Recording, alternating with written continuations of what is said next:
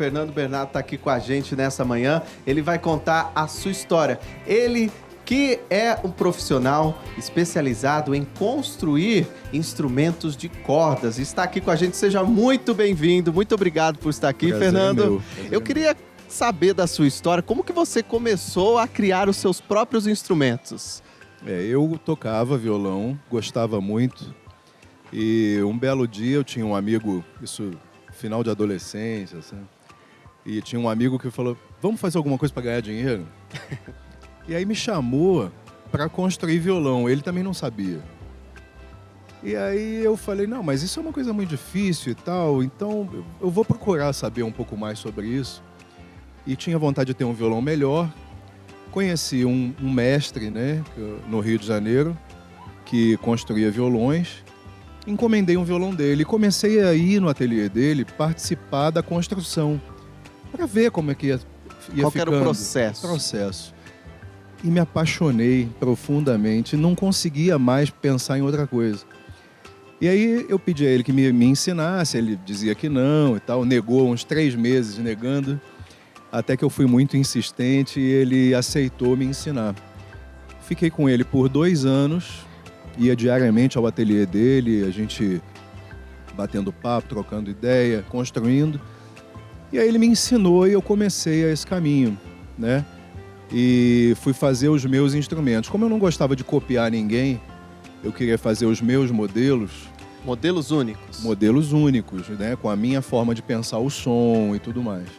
E eu não gostava muito do que eu ouvia. Eu queria mudar algumas coisas. E aí eu comprei essa briga, né? Esse tempo todo. Já são 27 anos fazendo instrumentos. Eu tenho alguns modelos aqui. Você trouxe aqui 2, né? Eu queria que você Isso. comentasse para.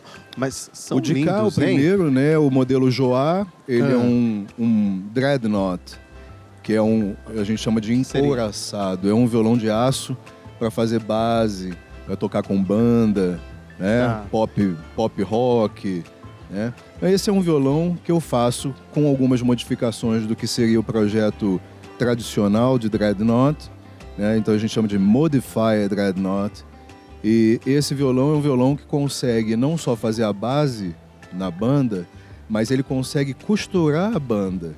Então você ouve ele solando, desenvolvendo a harmonia junto com a banda. É difícil construir um violão assim porque você modifica a intenção primordial dele, né? Então é um instrumento que a maioria dos músicos profissionais quer e gosta. O outro lá é um violão para quem gosta de solar, para quem gosta de fazer chord melody, né? Para quem toca sozinho. Um acústico? Um acústico, né? Um acústico bem feminino, um instrumento bem curvado, chama-se corcovado. Os meus instrumentos têm esses nomes em homenagem à minha cidade, que é o Rio de Janeiro, né? Eu atualmente tenho meu ateliê em Guaratinguetá, né, que é aqui do pertinho. lado. Isso. Mas todos os meus modelos têm nomes de lugares importantes na minha vida do Rio de Janeiro. E o tempo de construção desses violões, por exemplo? Quanto tempo em média? Olha, a minha, digamos, agenda de espera, né, é entre 10 meses e 1 ano.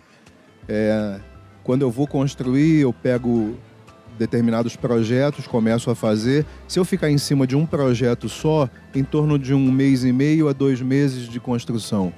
Mas sempre é mais um pouco do que isso, né? Porque eu quero privilegiar a qualidade deles, né? E não apenas o violão ficar pronto e entregar para o músico. Eu tenho que ver como ele trabalha, se está tudo certo para o meu cliente, né? Você comentou que montou um ateliê aqui em Guaratinguetá. Sim. Você dá aula, então, para as pessoas? Sim. Essa é uma outra faceta que foi sem querer também. Quando eu tinha uns 3 a 4 anos de luteria, eu comecei a receber pedidos de pessoas que queriam aprender. Isso é uma arte que era passada sempre quase que de pai para filho, né? E aí eu falei, mas eu não sei se eu sei ensinar, isso é uma coisa complicada. Mas eu resolvi, assim, tentar. São 23 anos ensinando. Peguei um gosto danado por ensinar novos luthiers essa profissão. Mais uma paixão que você agregou aí ao seu trabalho, não? Sim, sim. E tive o prazer de ver mudanças consideráveis, incríveis em pessoas, porque o trabalho manual, né, essa oposição do polegar, essa coisa de lidar com ferramentas e tudo, e é um trabalho muito solitário, né?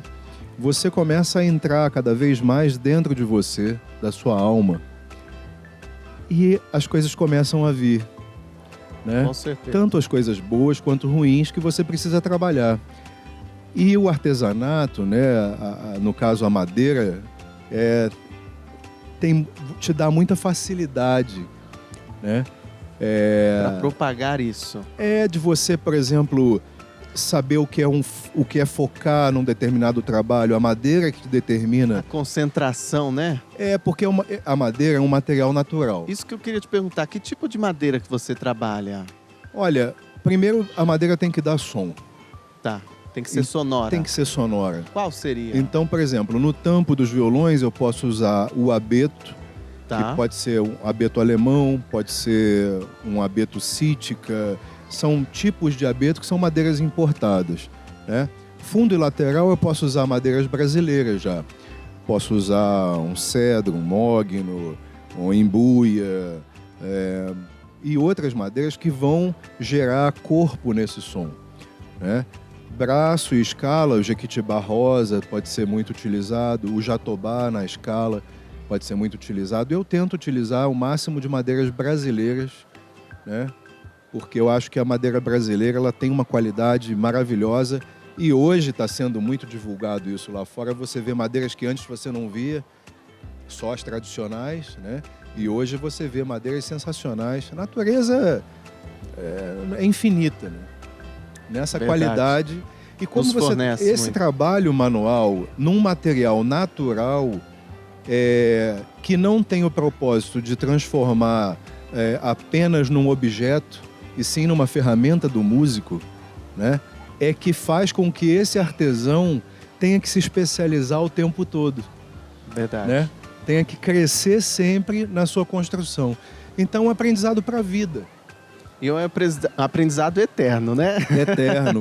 E de uma generosidade também, que quando o artesão entende que o que ele está fazendo é uma coisa divina, é uma coisa que é para as pessoas, é para tocar as pessoas, né?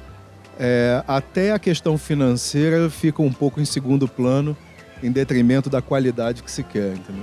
Fernando, os seus violões, os seus instrumentos chegaram nas mãos de grandes artistas que apreciam demais a sua arte, né? Agora eu vou envolver aqui no nosso bate-papo ela que também toca muito violão. Ah, é? Beth Ribeiro tem uma pergunta, é isso, Beth? Você é tão meu amigo, querido. Ó, você já tocou com o Daniel, com o padre recentemente, padre Antônio Maria. Pois em breve a gente vai ver essa matéria. Não toco muito não, vocês tocaram só o básico, né? Como que a gente sabe, Fernando, que um violão é bom?